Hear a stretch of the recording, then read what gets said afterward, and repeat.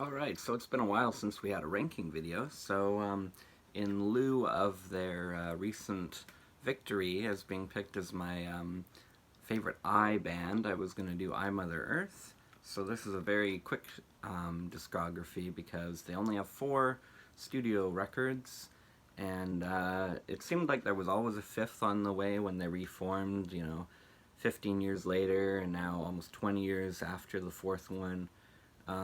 But never came to fruition, so it'll be pretty easy. So I Mother Earth was a Canadian band that kind of, they were in the post-grunge era, but they inflicted a lot of progressive elements into their sound that a lot of bands on the radio didn't have at the time, and also a lot of Latin flavor in especially in the first 2 records, a lot of Santana influence and stuff. So yeah, we're going to rate 4 down to number 1 here, and number 4 is going to be their swan song effort, the Quicksilver Meat Dream. And this was with their second singer, Brian Byrne, who was amazing for the band, so much energy and stuff. And when they kind of exhausted their time with Edwin, I think they more or less kicked him out of the band, but he could have left for just pursuing a solo career. I don't know, it did really well for that first record. But anyway, he was a great fit for the band. He really brought a different sound to the group, and I think it really paid off. And this is another one of those bands where I swear each one of their 4 records has been my favorite at one point or another. And yeah, so this being at the bottom, it's no slouch. And this one really commercially tanked, but it definitely has its fans now. And yeah, a lot of the hardcore fans really like this one, and I can see why.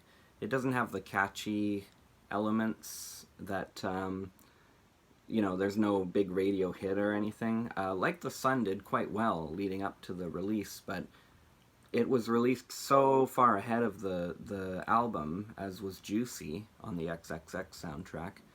And by the time the album came out, I guess because of timing and also because, there wasn't any other hit single on it per se.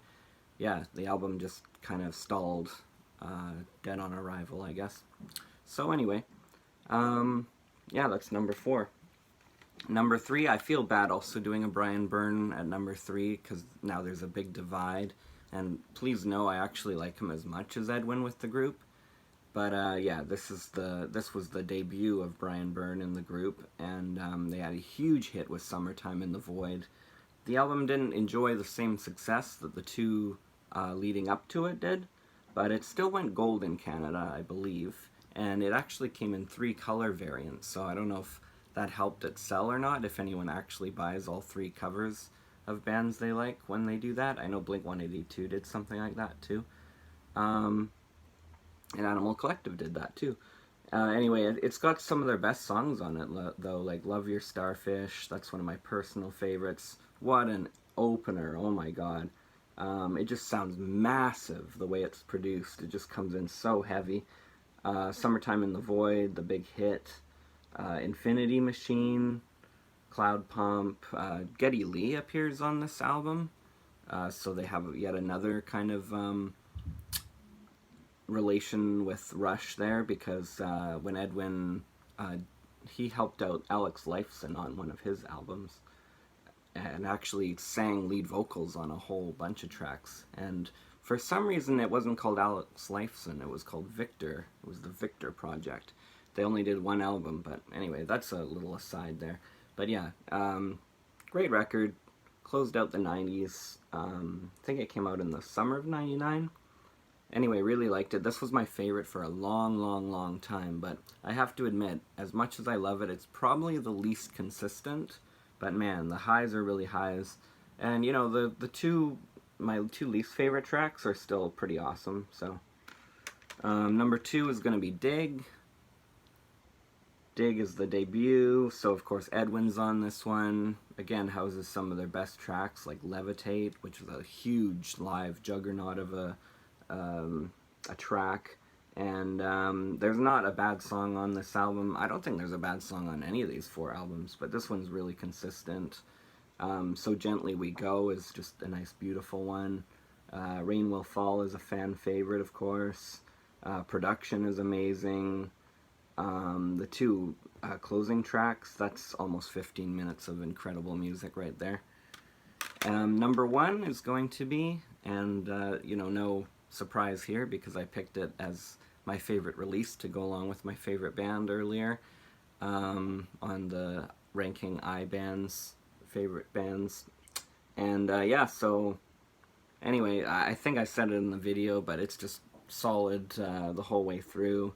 And the non-album singles, or the album singles, are just as bad, are just as good. I can talk. They're just as bad if you don't like the band. But yeah, the album singles are just as good as the non-singles. Whew. Yeah, I mean, Raspberry is definitely one of my favorites. One More Astronaut was kind of the big hit and was the overplayed one, but that might be the band's best song. It's a really good song. Pisser is great. The whole suite of the last three tracks is just absolutely stellar. Like, that's almost 20 minutes of music. It's progressive, it's Latin infused, they have so many different influences, and yet somehow they had these radio hits, and they were, quite a beloved band, and now forgotten by all but their, steady fan base, and that's kind of a shame. And I wish they would come back with another record. It seemed like they were working with Brian for a little while, and then now that Edwin's back again, it seemed like they were working with him, and I think the last two times I saw them live, they said, there is new music coming. Never came out. But yeah, I love I, Mother Earth, and some of the live shows, I think I've seen them 4 times. 2 of those ones, they were all good, but 2 of those ones are 2 of the best live shows I saw, I think. Yeah, so thanks for watching, and tomorrow is going to be J-Bands ranked. So, favorite J-Bands. So we'll see you for that video. Thanks so much for watching, and yeah, take care.